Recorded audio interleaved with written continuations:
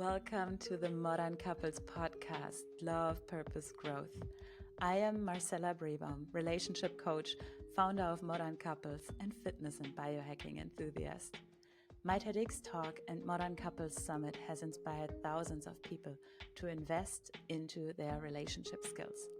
Over the past years, I worked with entrepreneurs, ambitious leaders, power couples, and high performers to 10x their love. In this podcast, each episode brings you pioneering strategies and raw conversations to support you navigate the complexities of future fit relating. If you're ready to 10x your love life, let's connect. Because when your relationship thrives, your whole life expands. Links to my current offers are in the show notes. Now, listen up, not just with your ears, but with your heart. Let's dive into today's episode.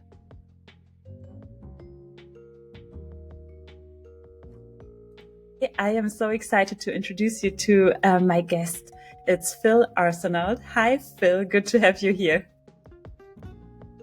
Hello. It's me. Dankeschön. Dankeschön. Yes. I was actually thinking, if we do the interview in German, but I think English comes more fluent. However, you also do speak a little bit German, right? Ich kann verstehen fühlen, aber ich kann nicht immer sagen, was ich sagen will.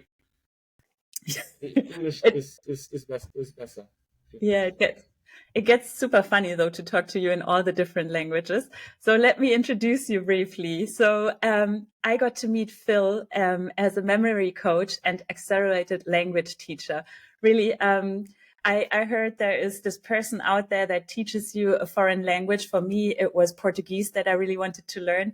And he teaches you this foreign language to a basic conversational level, speaking like a local in 15 hours, or you can book the 4-week program, right?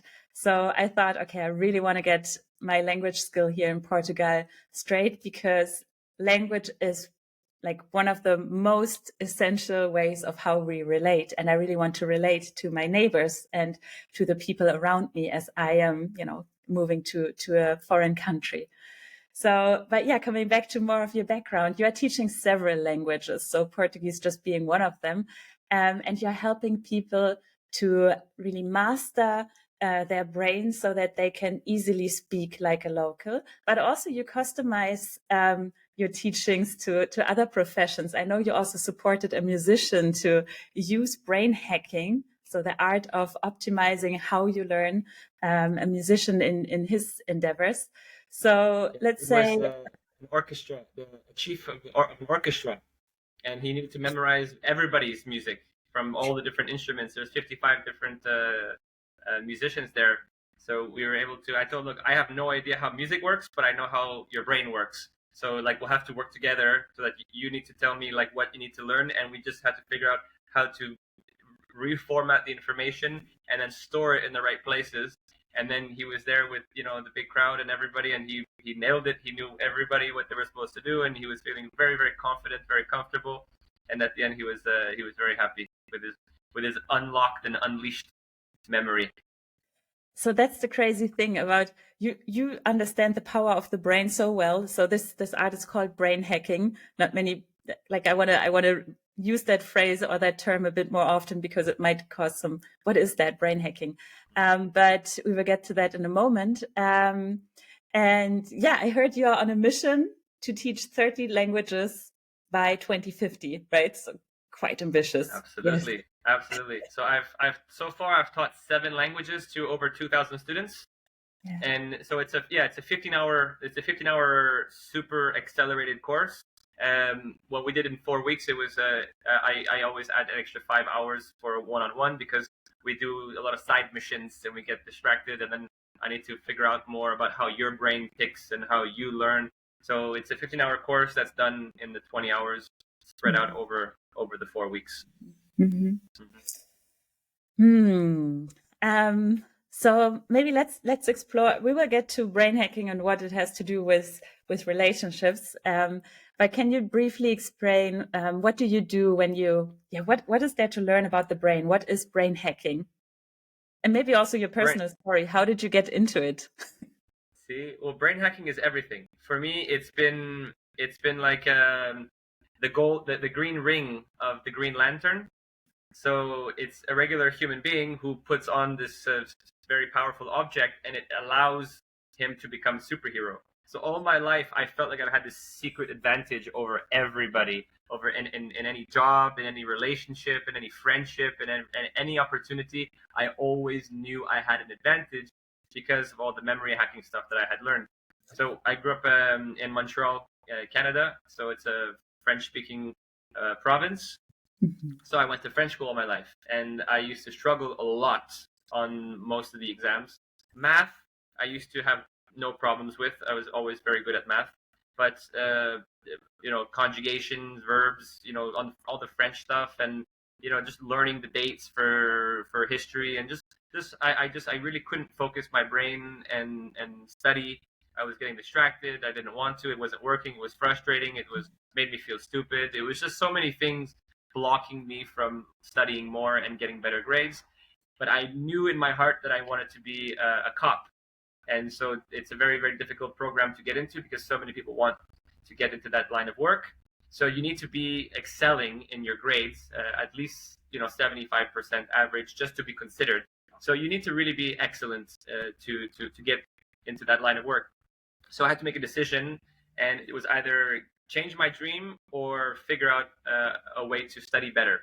So I spent way more time than I could have spent studying, learning how not to study. So I was investing all my time, and I went down this rabbit hole on Google and on the internet of how to not study, how to learn faster, how to memorize. And you go down this rabbit hole. There's so many books, and there's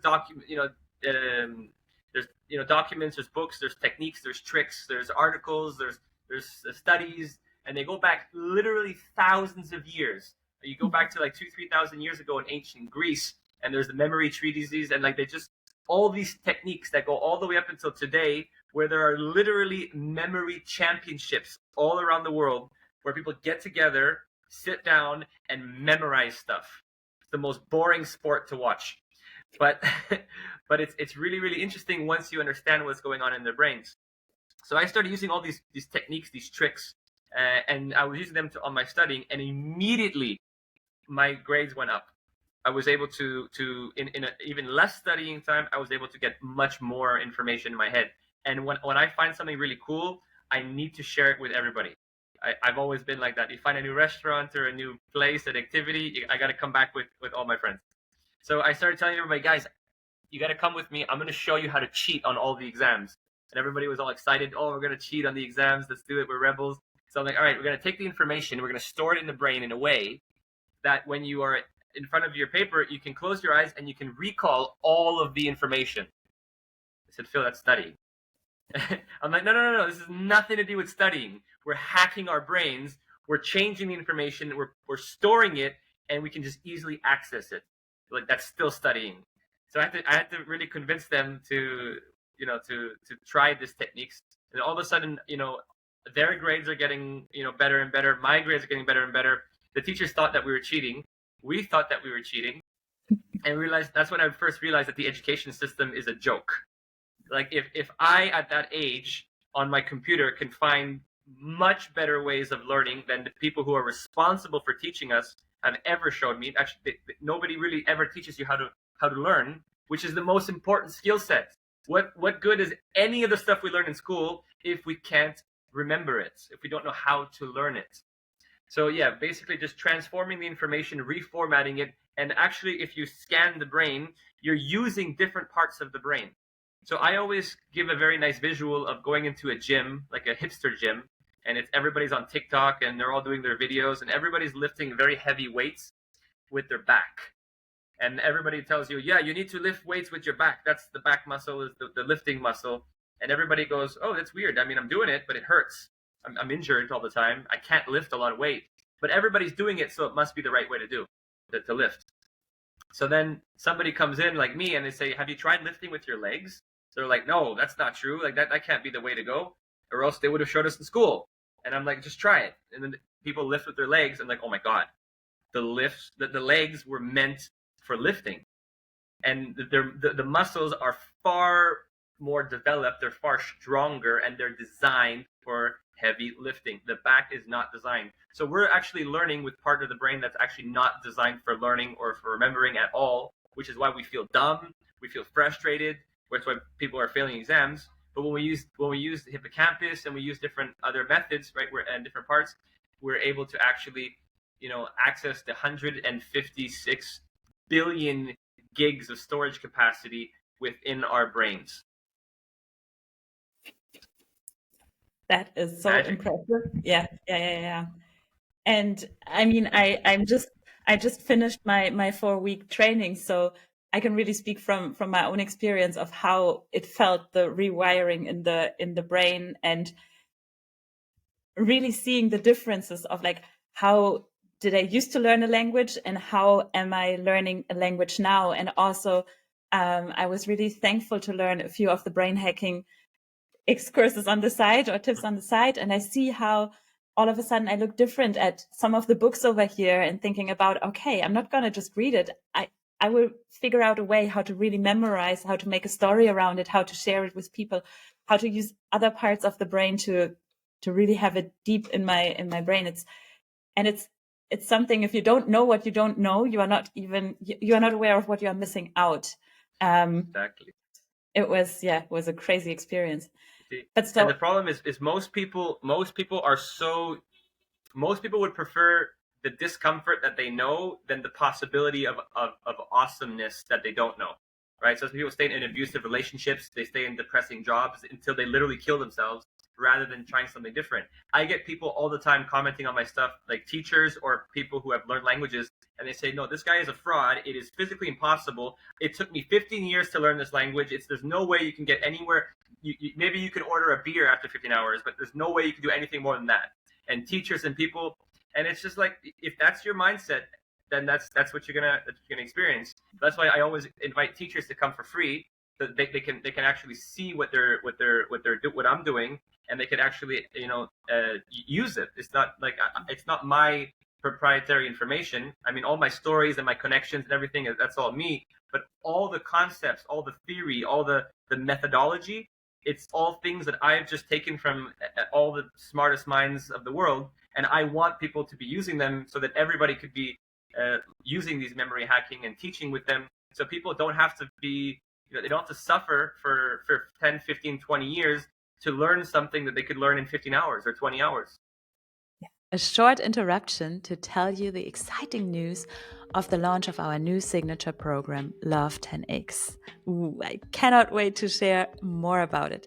It's designed for ambitious individuals, high performers, entrepreneurs, leaders, purpose-driven singles who want to rewire their brain to 10x their love. You have mastered your business, your career, you are into personal development. But when it comes to love and relating, it just still feels like a risky investment where you don't know how to protect your energy. However, deep down, you feel it's time to find your life partner. It's time for that crack your heart wide open love. So, if you are ready for a conscious, deeply fulfilling approach to love, if you want to upgrade your relationship life, check the show notes and join Love 10x. Yeah. I'm really so excited about this skill coming into my life. So let's build the bridge to the way we relate, and maybe to make it a little bit personal as well. Like, looking back for you, I mean, you came from more the ambitious angle or even the lazy angle, right? Like, that was what brought you to brain hacking. And I feel for many people, ambitious or reaching goals is something, that ambition and reaching goals is something that can motivate to do something new, but eventually it might lead you to something else, to some might bring you closer to purpose, might bring you closer to other realizations, right? So I'm curious for you, what did you notice how brain hacking or, walking that path influenced the way you related with people, or how did it change your relationships over time, if it did? 100%. I think so. The school, so the goal was always to get better grades, to get my life, my career. So it was a big motivation, and the exams were what were blocking me. And I didn't really want to. I always say that I'm lazy. People don't believe me because I work very hard, but I work very hard to not work, if that makes sense. Like I will do 10 times more work to figure out a solution to something that so that I don't have to work on it later on. But yeah, all my life I've always, worked very hard to be able to be more efficient. So maybe I'm not lazy, I'm efficient. But so I didn't want to actually like set brain training time where I would train my brain, which I help people to actually set some time and like almost like going to the gym, but the brain gym. So they have the time, they have exercises, they have things that they do, and they get their brain actually to evolve. I couldn't find that time. So what I did was I was working in the restaurants, and I decided to use the restaurants as my gym. So I started to memorize people's names, memorize their orders, memorize what they like, what they don't like, and everything that I could about people, right? And then when people start coming back once a month, once a week, once a year, and then they immediately remember you. Like, oh, you're the waiter who remembered my name. Yeah, or I know how you like your bread, I know how you like this. Like everything about the person, I'm able to, and again, this is over time. When I first started, I would take a table of two and I would forget the name, or I'd forget the order. And then it was by making those mistakes and by being okay with it and by telling people, I'm really sorry to ask you 8 times for your name. I'm really sorry that there's going to be a 30-minute delay on your meal because I'm trying to improve and unlock my memory so I can do better in school. So I didn't write it down and I made a mistake and I'm so sorry. And by being fully vulnerable, by being fully honest, transparent, and telling them, nobody ever got angry at me. So it allowed me to have this safe environment for me to be myself, be authentic, be genuine, try to be excellent, but while making plenty of mistakes. And it didn't matter if I asked them 8 times for their name. They were happy that I was putting effort in. So it was a really interesting thing that they really value your effort as more than your results. And over time, I think I would say like a 6-month period, right? It got very, very, very, very good. So I got to the point where I was eventually able to take the order of a table of 20, and I would often have 20, 30, sometimes even 40 clients in a night. And I was able to memorize eventually all their names and then take all the drink orders and then go around and take the food orders. And it made me feel like a superhero. And everybody was super surprised. And this one moment that really made me laugh, a guy came for a Christmas party, and then the next year he came back with his company. And he's like this big Quebecer guy. And he's like, oh, les gars, this is the guy. He remembers all of our names and all the order. This guy is crazy, guys. Hey, what's my name? What's my name? And I'm like, oh, Roger, welcome back. And he's, still, and he just walked away, like, mumbling. He was so surprised. And then the owner of the restaurant was like, Phil, how the hell do you do that? And I was like, to be honest with you, I just guessed his name. He's like this big Quebecer guy. I'm like, Roger, Robert. I just guessed. But to this day, there is a thought, what if it was more than a guess? What if it was intuition? I don't think so. I think it was a guess. But I mean, I could have guessed a lot of other things. So who knows, really? So it really makes a huge difference in people's lives. They feel like they're important to you when you remember how they like their food, how they like their bread, when they like their bread, how what their name is, what their daughter's name is, right? So the more you can learn about somebody, the more connected you are to these people. And I think it needs to come from a genuine place, because you need to make them important in your head in order for these tricks to work. So you have to make them really important in your head, and you have to use these tricks, and then together it makes for information that stays in your file. And I mean, you can remember people's birthdays, their favorite colors, their gift ideas for Christmas, even though they mentioned it 12 months ago or a year ago or 5 months ago, whatever. So it allowed me to really deepen my interpersonal skills and have a lot more authentic, deep, relationships with people. Mm-hmm, mm-hmm. And that's just, your overall surroundings. It's not, focusing just on the family, just on my lover, just on my work colleagues that, are worthy my time because we work every day. It's like it radiated into your full presence of being, or all the interactions, because all of a sudden this also commonly accepted belief of like, we cannot remember names. You just switched that paradigm, and you were the one who actually remembered names, right? And all of a Absolutely. sudden I feel, as you're See? the person on the other side, I feel valued, I feel seen. And we all know the reason why we go repetitively to a restaurant is because we feel welcome and we feel comfortable there, and the food is good. But it does matter because we like the relationships or the interactions there. Yeah. Exactly. I just went to this festival this weekend, and I had gone last year. It was many festivals. Now it's my Wyoming, and there was this girl that I met last year. Her name is Kim, and we had some nice conversations. It was really nice. She works like with NASA and in the space industry, so it was really really interesting conversations. And I thought, I mean, this girl, she can do everything. She's Kim Possible, right? Nothing is impossible for Kim Possible because she can do all these things. And then this year when I met her, I remembered her name, and at some point we were talking, and I said, "How did your trip go?" And she's like, "What trip?" And I said, I don't know, but there was a big trip, there was a big thing that you were gonna do like right after." And she was like, "Oh yeah, I went to the UN to give a speech in Switzerland." And I'm like, yeah, that would, I didn't remember what it was, but like that would be considered a big thing. Yeah, like it was right after the festival. It was that. And then she was like, oh yeah, well, I mean, I've had a lot of big things happen during the year, but yeah, really interesting memory you have. And I was like, I mean, you can't always lock in all the details, but it showed her that I was listening a year ago, and it didn't actually require much effort because I stored it in a very efficient way. So there was not really much effort required.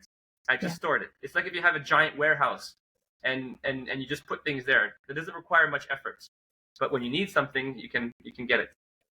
That's the thing, like the way you store such information. I mean, you just shared Kim Possible, but usually there is like a story around it, right? Like when you remember something, there's a story around it. And as we were just sharing and talking about, using this trick, my inner response was like, oh yeah, it's if we use tricks and strategies and all these mechanisms in the business world so often, right? Like if I do this, the other person will do that, if da da da da da. But actually, it feels like a trick because it's new to us to work with such strategies. But the idea of using storytelling, it's actually quite ancient, because just if we look at our names usually have a story and a reason why we have those names. Like in ancient times, right? Here we are again. We had some technical difficulty in our recording, so we are picking it off where we left it, which was the story about names and how we store them in our mind. And I wanted to share. You were saying that's a trick to remember things with stories. When actually, I had this moment some weeks ago when I was entering a new name in my phone, and I noticed how not just me, but also other people, when they get my contact, they don't ask me for my family name anymore, right? They ask me for they know my name, okay, Marcella. Maybe they ask me how to write it, but then they put down the number, and then usually they save it with something that they remember, which would be the place where they met me, or the event that they met me, or they might write Marcella curls, whatever, and in that regards, like we are already using that method to give a little bit of storytelling, but you have found a way, or you are reminding people to actually build more stories around the things that they learn. So, and in that way, I mean, in ancient times, our family name used to store a lot more of those informations. It used to be our profession, or it used to include informations about who are our parents, or there were lots of information stored in the names in a way of like making stories shorter, right? Condensed to a name. So I feel like there is a repetitive pattern, or yin and yang pendulum where we are going. And actually, funny enough, there's even this concept amongst the memory hackers of the Baker paradox. Whereas if I told you this is my friend, let's say his name is Mr. Baker, and you're very likely to forget his name. But if I tell you this is my friend, he is a baker. After 1 year, 2 years, I talk about the friend, you're gonna remember, oh yeah, the baker. So He's a he's a baker. baker. So the name baker has no meaning to us. It has no significance. But the profession of being a baker, right? You could imagine all the senses, the smell, the funny, the funny hat, the covered in flour, and all the goodies. You can taste them. So it connects with all these. So absolutely, yeah, it's a great trick. So see where, yeah, and I'm trying to do that more often in my day to day now to come up with stories. Just yesterday evening, I went to a community circle. It was for regenerative businesses. And as we were doing the sharing circle of names and what brought you here, I really tried, to instantly come up with stories around the names, and I could feel how, oh wow, it's exciting, it's fun. I'm getting on that challenge, but also it takes a little bit to get there. Like, okay, what do I associate with certain names? So, but not getting too deep into the brain hacking per se. Let's talk a little bit about the different stages of relationships or relating and how brain hacking could help you. So let's say, for example, I'm in the dating phase, so starting a new relationship. How would brain hacking actually help me in that stage? Mhm. I think one of the most important things that people are looking for is to be seen and to be heard, to be valued, to be important. So Mhm. when you are remembering things about somebody, about conversations, about preferences, about things like that, it really shows that you care. It shows that that you're seeing them, that you're hearing them, that you're attentive. And I think that's one of the most important things in any relationship, whether it be romantic or professional. And so, I mean, some people are just very gifted at this. Some people just naturally, there's a small percentage of people that are very naturally gifted and that they can just remember everything and all the important stuff and they care and they're putting attention and it's working. But I think for most of us, it doesn't come naturally, especially especially with people who are constantly being distracted. People's attention spans are getting shorter and shorter and shorter, and people are getting more and more distracted. So I think it's when we start storing information in this way, everybody now has access to it. And the only real like there's only really two important components is knowing what to do and then actually doing it. Because people always tell me that, oh, I'm a robot just because I can memorize 20 different phone numbers and date of births and stuff in a couple like 5-10 minutes. Uh, I can remember everybody's names and stuff like that. I still, to this day, if I don't set the intention of I'm going to remember this information, I'm going to remember this name, I forget almost instantaneously, right? Because I have a very, very normal, average, standing memory. I need to make this commitment. So every time you remember something Mm. about somebody, it tells them that you've made that commitment. You've told yourself and you've decided that they're important and you wanna remember that they hate bananas. So you're never gonna come with a surprise banana birthday cake or surprise them with a banana dessert. You're gonna remember that, oh, they don't like bananas. So you can imagine them getting into a fight with monkeys. Every time they go to the zoo, they always get into a fight with monkeys, and it always leaves them all like bruised and beat up. So then you can understand, oh yeah, they must have like post-traumatic banana disorder, PTSD. So so instead of just thinking, oh, they don't like bananas, you have this whole story like very memorable of you going to the zoo with them getting into a fight, and then that's why they hate bananas, and then they were all the monkeys were throwing bananas at them, and it just like covered in bananas. So it also adds some sympathy and some empathy, and you're like, oh, I understand why you don't like bananas anymore. And same thing with favorite color. I mean, that's a really important thing to know is somebody's favorite color because if you have different choices, you go with the favorite color. It's the foolproof plan. So, for example, Mhm. Ina's favorite color is blue, and so imagine her. uh, I just imagine her going to a blues club for her birthdays, for her celebrations, because she's a die-hard blues fan. And when she was growing up, her favorite TV show was Blues Clues, right? And if and you can make different stories about blue balls. but I'm not going to get into details right now. So you can really like add to the whole story to really connect blue with this person, right? They're like the blue sky, and skies are blue. So you just really kind of play around so that you can remember, their dislikes. You can remember their likes. And there's a kind of a joke amongst brain hackers or brain coaches is the best. I'll give this for you for free for you and your viewers. There is a foolproof plan to never ever forget the birthday of your loved one. This works like especially like if you've been married for a long, you plan on being married for a lifetime and long-term relationship. You want to really get that birthday in for life. There's one simple trick. You forget it once.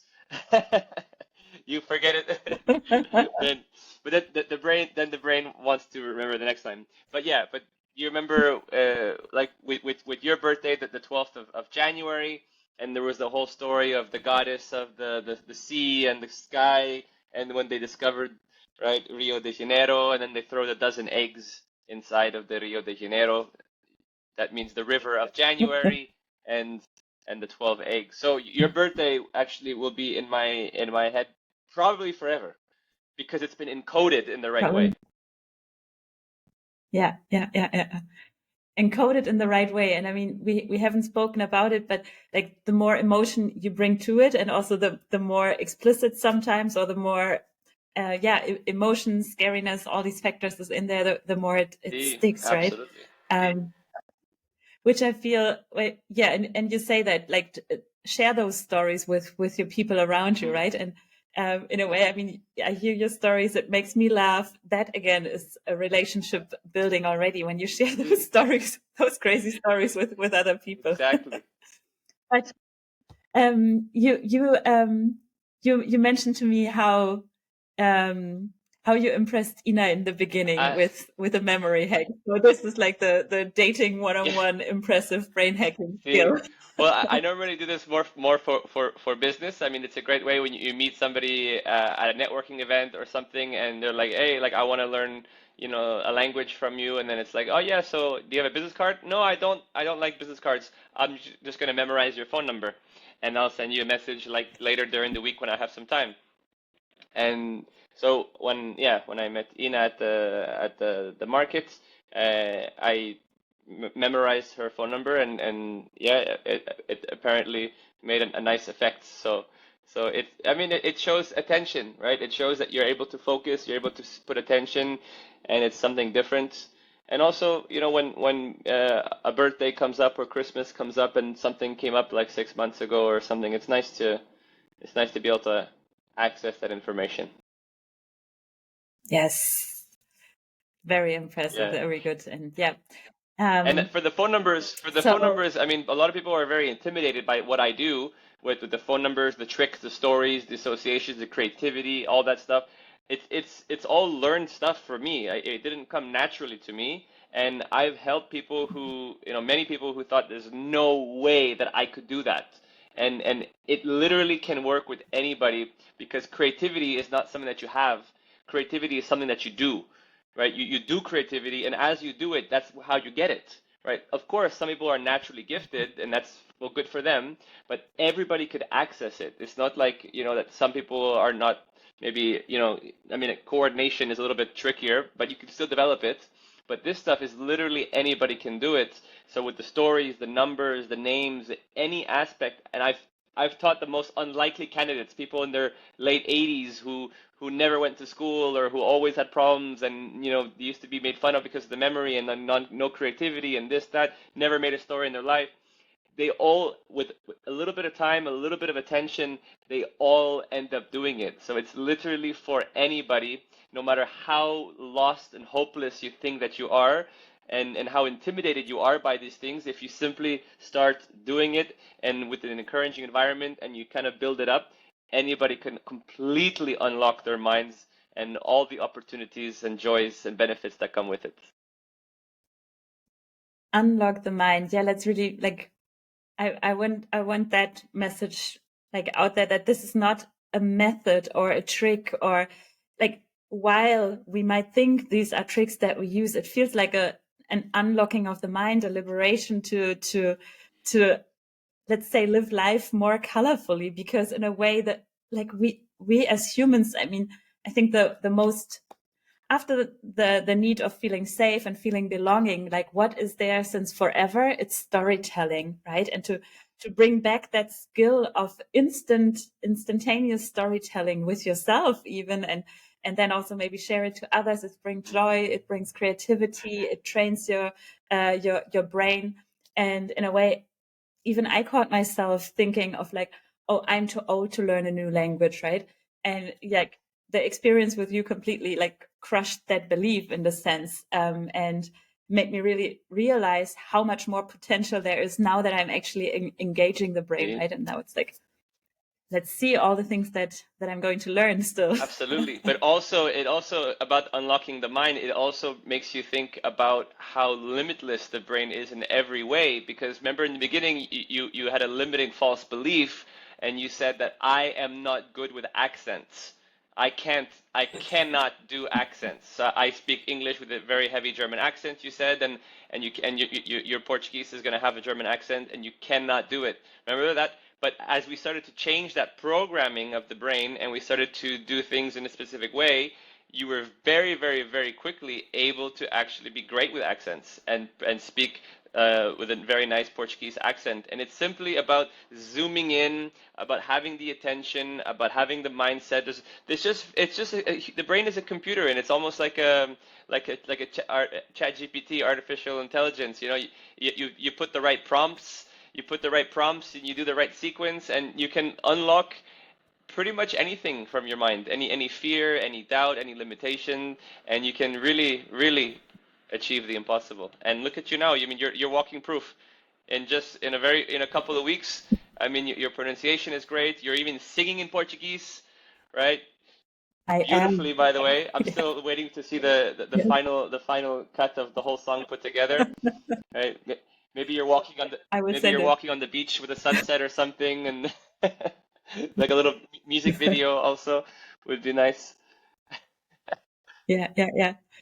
But about that, it was also in one of the first classes where you talked about the different energies in the languages and the different archetypes. And that was really like, that was, I think, the first moment when I thought about, wait, hold on a moment. Like this has to do with relationship coaching and actually what I do out there. Let me see. Yeah, I have it right here, right? Like I also work with the archetypes, so to say. This is like king, warrior, magician, lover, right? I also work with the female version of that in my breathwork sessions, exploring the different archetypes in oneself, because so to say, we are more than just one being. In different situations, we bring out different archetypes.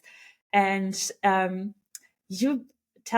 you explain a little bit the theory behind archetypes and language? What is there, the overlay? I see it kind of like a shortcut, because so when we're kids, we tend to be able to flow very freely between all of the different facets of our personality and the archetypes, and sometimes we're more adventurous, curious, intellectual, playful, right? We're kind of serious, so we're kind of going all around. And then as we start to grow, the ego starts to develop, and we start to fall into a character. And now I am Phil, and this is how I am. And you hear people say things all the time like, "Hey, that's not you. Like that's not you. That's this person, or you're not being yourself, or oh, I wouldn't, I can't, I couldn't do that. I'm not outgoing, or I'm not, curious like that. I'm not playful like that. I'm not funny. I'm not, or I'm too shy." We put ourselves in boxes, and yes, that could be in the general theme. Maybe that's the facet of your personality or the archetype that's predominant, but we're so much more than that, right? So in different moments we are able to express things differently and see things differently, but we get so locked up in the ego and then in the self and in this character that we've built up for ourselves. And yeah, we can get through that, and we can transcend that in many different ways, with therapy, with coaching, with psychedelics, with meditation, with plenty of different things, near-death experiences. But language learning is a fun, playful shortcut. I think that every language has their own, their own frequency, their own energy. And for example, English is business. It's straight to the point. Le français, c'est l'amour, c'est la romance. The French is love and romance. El español es pasión, es fuego. It's fire, it's passion, right?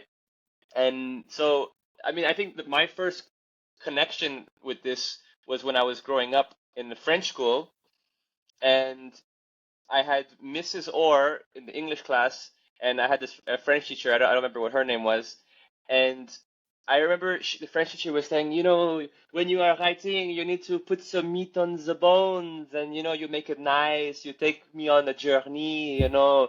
You put some metaphors here. You do some contraries over here. Hot and cold, high and low, and you play around with it. You know. I mean, she was probably a lot less sensual, but you know, it's weird how memories work. And then you have Mrs. Orr in English class when I was doing that same writing style. I hope you are fully enjoying this episode. I get asked often why to invest in your relationship skills. And I want to share with you 12 scientifically proven benefits of being in a modern couples relationship. Now, did you know that modern couples, hence couples who are in love, do the work that is needed to fully thrive stronger together, are measurably happier, live longer, make more money, are physically healthier, have more sex, have improved mental health, recover faster from illness, cope better with life's problems, travel more, have fewer addictions, and inspire others to greatness? Last but not least, modern couples, those that support each other and sculpture each other into the greatest version of themselves, ultimately make a bigger impact in their family system, in their community, in their businesses, in the way they show up in life. Imagine this was the normal way of how couples around you and within you radiate. If you are an ambitious human aiming for the 12 and more benefits, I'm here to support you to rewire your brain for the 10x kind of love. All information are in the show notes. Now, let's continue the episode. So we had another technical difficulty, yes. Mexico Flexico. It teaches you how to be zen and how to have patience living here sometimes in the wild, wild west. Especially when you're paying for 1 gig per second fiber optic Wi-Fi. But Buddhismo. So where was I with the different frequencies in the languages? And my first experience with this was when I was in school, and I remember that the French teacher was telling me, you know, Philippe, you have to add some meat on the bones, and you know, you take the reader on an adventure, and you add some metaphors and some comparisons and some opposites, just to keep things spicy, you know, like some hot and some cold, some ups and some downs, and you take on an adventure, you know, have some fun with it, be playful. And I was like, yes. I mean, she probably was a lot less sensual back then, but I mean, that's, you know, how memories work, strangely. And then I remember Mrs. Orr, the English teacher, I had at some point took me aside and said, Phil, on your essay, that this whole paragraph could be replaced by one sentence. Stop wasting everybody's time. And I said, well, what about the meat on the bones? She was like, no meat on the bones. I mean, she probably sounded a lot less like a Nazi, but but again, memories, you know. So I developed two different styles of writing and therefore of being. And when I was speaking and writing in French, I was slightly different. I was more playful, a little bit more romantic, a little bit more, you know, artistic and poetic. And in English, it was a lot more directly to the point. So by learning new languages, it's almost like a shortcut. When I learned Spanish, I noticed like my dancing got a lot better. I was connecting a lot more with my inner, you know, my inner cheesiness, my inner romantic, my inner, especially with all the songs and the poetry and all that stuff that's in Spanish that really hits much different than when you translate it. So I was able to connect a lot more with my romantic side and my passionate side. And so every time you learn a new language, it allows you to actually access a different facet of your personality, a different flavor. And once you've experienced it and you've mapped it and you've tasted it and you've experienced it enough, you can then take it with you, and you can now you just add to the spectrum of your personality, of your energies, and you can just be more complete depending on what the moment calls for, depending on what comes out. You're going to be able to have more tools and more possibilities. So it gives more flavors to life. And this is where I feel like, yeah, different languages have different energies, and in that sense, they can connect you with a different archetype in yourself. And just to give that as an additional benefit to learning a new language or to opening up to that world. And I think some people, yeah, know that or experience that themselves, and even people watching here will see me speaking German in one interview and see another energy speaking English in another one. But yes, when I sing in Portuguese, it's a whole different energy. 100%. I mean, I love when that. I go back to Yeah. Canada and I'm speaking with friends from my childhood and I'm speaking to them in different languages, like in their own language, it really, brings back the Nelson Mandela's statement of when you speak to somebody in your language, it goes to their head, but when you speak to somebody in their language, it goes to their heart. So to have a completely different perception of people who I thought I had them mapped out, I thought I knew them, and when you speak to them in different languages, you get to see them in different light and see them in a different way, and they get to express things differently. And it was like somebody sent me this clip from Sofia Vergara, where she's getting upset and she's like, "You don't even know how smart I am in Spanish," or something to that effect. And it really is true. So when you're able to speak to somebody in different languages, you really get to see them from different angles and be more complete with them. So it's really cool.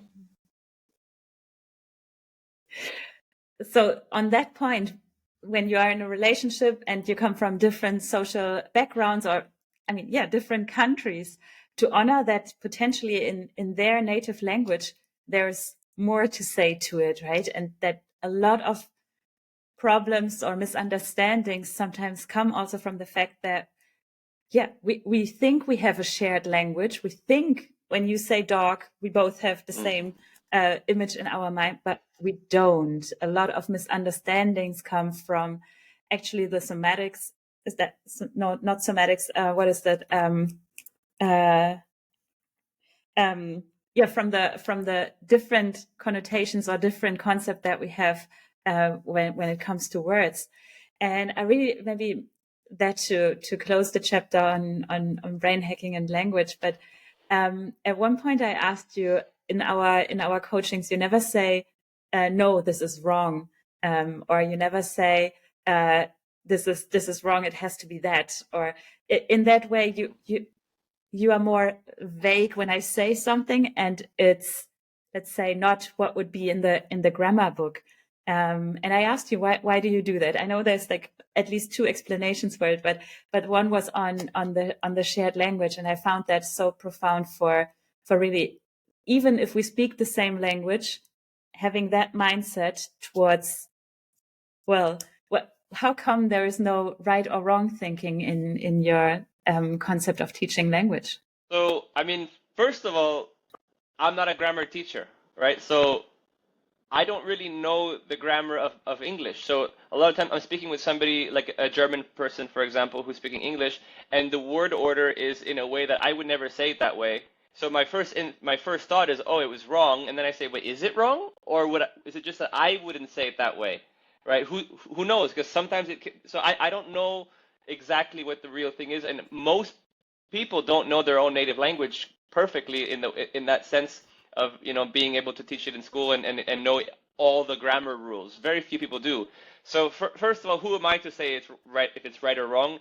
It's just maybe I wouldn't say it that way. So that's the first thing. And 99% of people you meet are going to be in the same situation as that. Second of all, most of the things that I teach, I've always been very, very curious and passionate about the brain in every way. So, reading and researching NLP, psychology, personal development, and all the different aspects of the mind and possibility. And when you get into a flow state and you start, doing things in alignment, you're able to connect with all that information, and you just do things in the optimal way without really knowing exactly why. But then you have to really kind of think about it and figure out, well, why did I do it that way?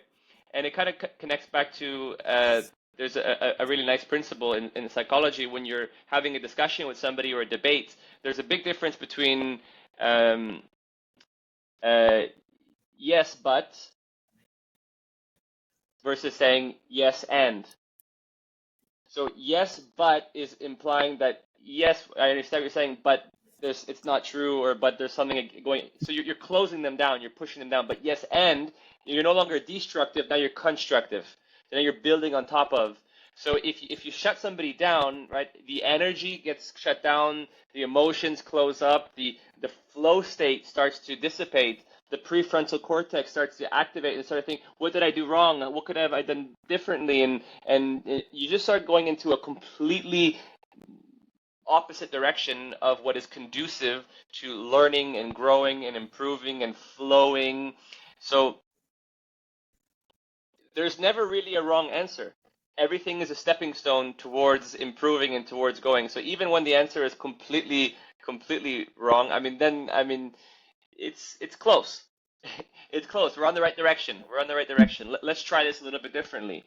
And then, especially when it's getting actually closer, then it's great. Then it's awesome. It's correct because I understood you. And then now let's polish it. So now we can polish it, and then we can make some small micro adjustments, and we can improve it. But so the goal of communication is to be understood. So even if all the things are, all the words are kind of mixed up and the pronunciation is not, and it's completely opposite to how I would say it, but I understood exactly what you meant somehow, then as far as communication is concerned, you said it properly because the message was received. And then for those who have this desire to want to polish it, who want to improve it, like a lot of us do, then we can work with that. But if the answer is like, oh, well, no, you said it wrong, then your brain thinks the whole thing is wrong, this all sucks, I want to give up, and the monkey brain starts coming in. So it has to always be in a constructive and positive direction and moving towards, and also I always see with people their individual preferences, their desires, because like people like you and I, we want to get to a near perfection, right? We want to get to the point where people are saying, wow, you must have been born in this country, or you must have some Portuguese or some German or some in your blood, because you're speaking so nicely, right? So for people like us, that's important. For other people, that they don't care in the slightest. They just want to be able to go on a date, and they just want to be able to order their food, and they just want to be able to just be understood, and so that's also okay. So depending on where you are, you can polish it, or you don't need to polish it. Maybe it's perfect as is. So it's. And in that sense, yes, there is a grammar. Yes, there is a right or wrong. However, to honor that language also changes through time, right? Like how often have we already at least in German language, updated the Duden or updated, what is right or wrong in that sense. And to remember then that how often am I in a situation where actually I'm just not wanting to understand the other person and, creating a drama where this is not said the right way, this is not the right way, or using that phrase gives me that idea of where they are coming from or what they are doing, versus actually tuning in and saying, we are here to connect, and what is the other person actually trying to say? Can I open up to that without, the right and wrong thinking, but really with the intention of, I would like to understand you, and I would like for us, to come together to create something together. And I found that so liberating in that sense of like, I can go out there, I can speak in a foreign language, but also in my mother tongue. And when there's a situation where I don't understand the other person, I can just tune in and say, hey, what is their energy? What are they trying to get? Maybe I can puzzle piece together where we are getting, and maybe I can ask more questions without them feeling whatever negative or shameful around not using the right word or the proper saying. And I felt that does make a difference in the way we relate in meetings on the street or in our relationships, being in a multicultural setting or not. 100%. Yeah, found that it's a great filter too for the people who you shouldn't be investing too much time in your life with, right? If they're not seeing the conversation as a two-way street, as a collaboration, and they're just being very closed, very judgmental, they're not helping you at all. If you say boost instead of bus and they don't understand you, right? So then maybe they're very closed-minded, maybe they're stubborn, maybe, you know, there could be a lot of different things. Maybe they're lazy. But for me, it's a clear indicator that I don't want to invest too much time in this relationship, right? In whatever way, if friendship or something, professional, whatever it is. But if they're not actually making an effort to understand you and to create the conversation with you and support you, and also, you know, setting your boundaries in the beginning of, you know, telling somebody, look, I'm practicing this language, I'm learning. I would appreciate if you don't correct me during, you know, this conversation. And as long as you understand the gist of what I'm saying, just the basic foundation, then I'm happy. At the end, I would love some feedback of mistakes and things that you've noticed, or some suggestions. And during the conversation, I would really appreciate if you spoke slowly. Now, you're setting your expectations, you're setting some boundaries, you're telling somebody how you want to be treated, and then if they completely ignore it, then you know that maybe they're not such sensitive people, they're not so connected, they don't really understand. So it's a nice, beautiful filter, and then you can grow and based on how the conversations are flowing, and you're gonna notice, like, I really enjoy practicing this language with this person, but I don't like to practice this language with that person. So what am I going to do? I'm going to spend more time practicing and speaking and conversing with this person because it's optimal for my learning. It's optimal for my enjoyment of life. So you can make your decisions. So it's important to note not everything is created equal, and it's not like when you set yourself up to have 1 hour of practice time per day, right?